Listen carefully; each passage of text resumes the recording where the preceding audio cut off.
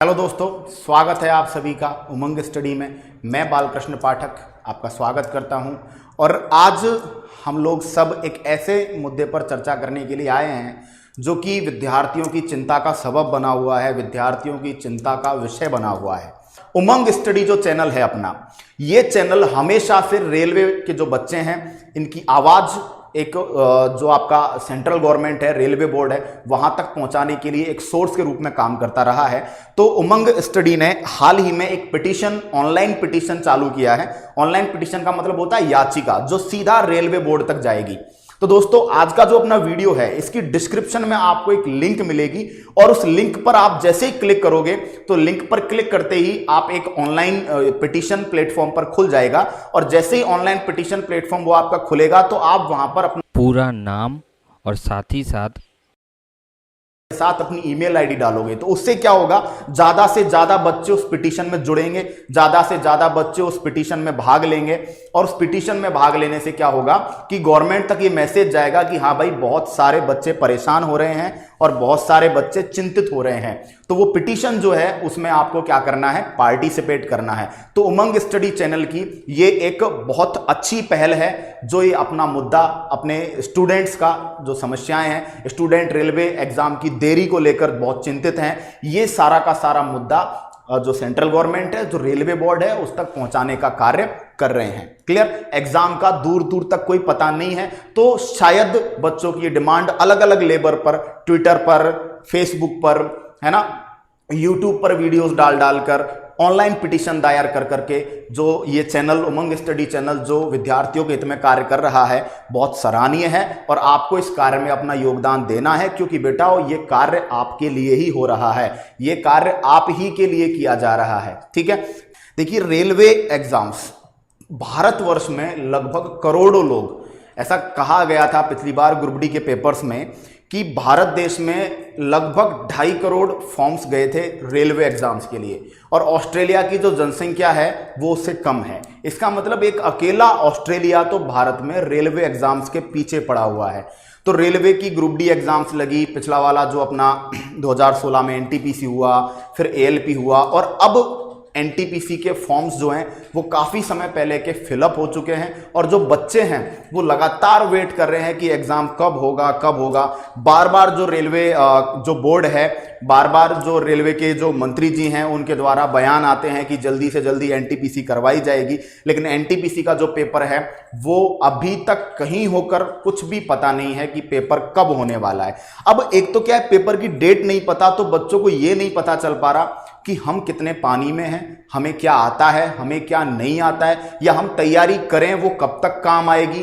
कब तक हम अपनी तैयारी को इंप्लीमेंट कर पाएंगे और कब जाकर सिलेक्शन ले पाएंगे और कब जाकर जॉब लगने का जो सपना रेलवे में देखा है उस सपने को हम पूरा कर पाएंगे, साकार कर पाएंगे। ऐसा अभी तक दूर दूर तक बच्चों को नहीं दिख रहा है। तो एक तरीके से जो बच्चे हैं बहुत ज़्यादा निराश हैं। हमारे पास बच्चों के बहुत मैसेजेस आते हैं, बच्चों के बहुत कॉल्स आते हैं। मैं आपको एक बात बता दूं, मैं जनरल साइंस, सामान्य विज्ञान की फैकल्टी हूं और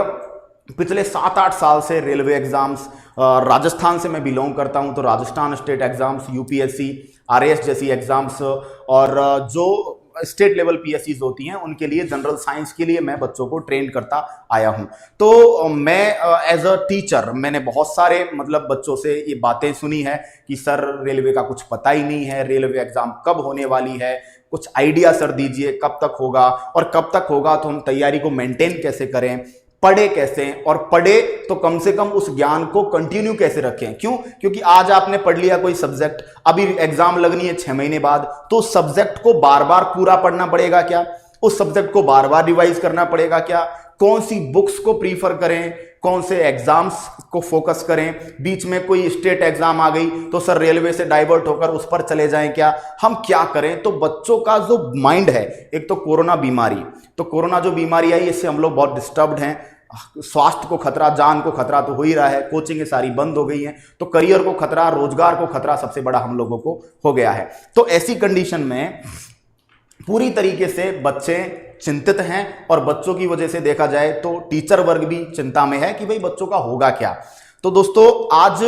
हम लोग बात करेंगे कि जैसे मैं साइंस सब्जेक्ट मेरा रहा है और मैं साइंस की फैकल्टी हूं और the study cafe YouTube channel पर मैं आपको लाइव मिलता रहूंगा। आप कभी भी मुझे सर्च करेंगे मेरे नाम से, जब भी आप सर्च करोगे मेरे नाम से BK पाठक, तो एक यूट्यूब चैनल है द स्टडी कैफे राजस्थान में। इस चैनल पर मैं आपको लाइव मिलूंगा जहां पर मेरी क्लासेस फ्री ऑफ कॉस्ट चलती हैं। क्लियर? तो यहां पर आप मुझसे पढ़ सकते हैं, कंटेंट देख सकते हैं, समझ सकते हैं कि किस एग्जाम में किस लेवल की जनरल साइंस पूछी जाती है। तो आज जो मैं आपसे बात करूंगा वो यही करूंगा कि रेलवे के लिए अगर आप पढ़ रहे हो तो एग्जाम कभी भी हो, आप साइंस को कैसे पढ़ेंगे और आप साइंस को कैसे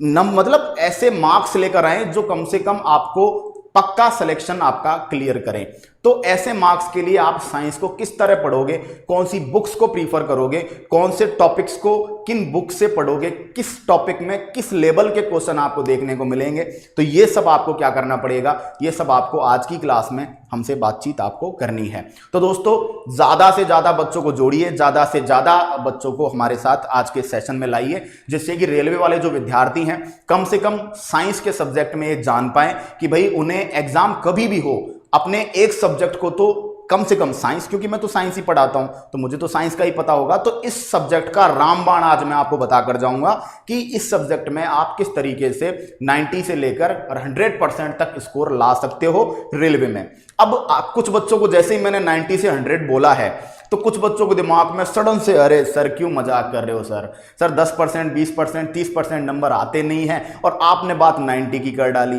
बेटा वो आते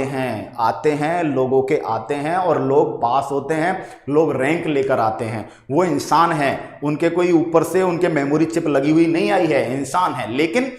एक तो होता है डंकी लेबर, एक तो होता है गधे की तरह परिश्रम करना,